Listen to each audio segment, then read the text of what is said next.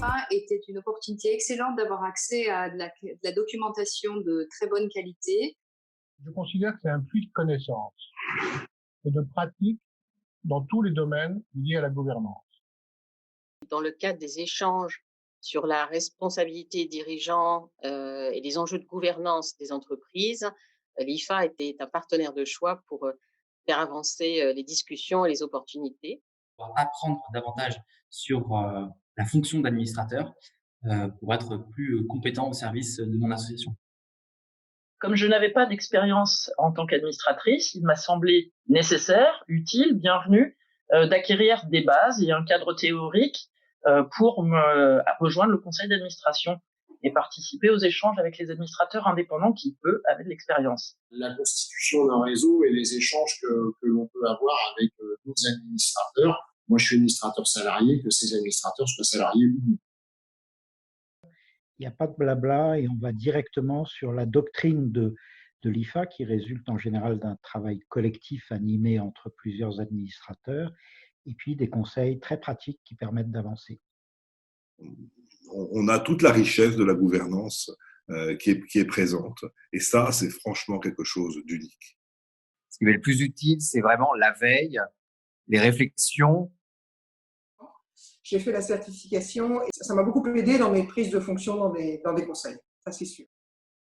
Des best practices pour les fiches qui sont extrêmement utiles.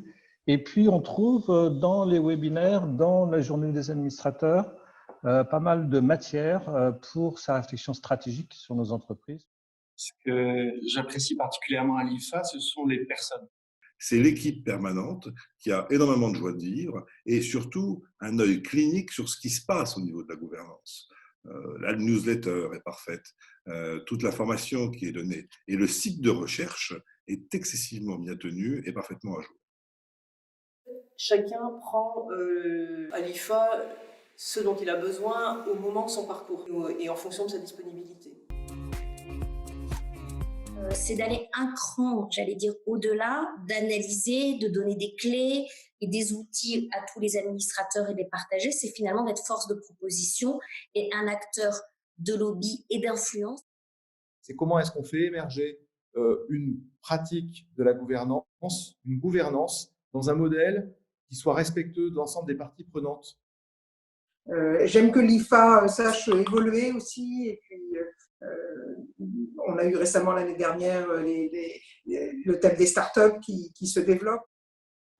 Il reste beaucoup à faire sur le sujet de la performance extra-financière et l'IFA peut contribuer à la réflexion sur ce sujet. Aider les dirigeants à anticiper, transformer, maîtriser les nouveaux risques.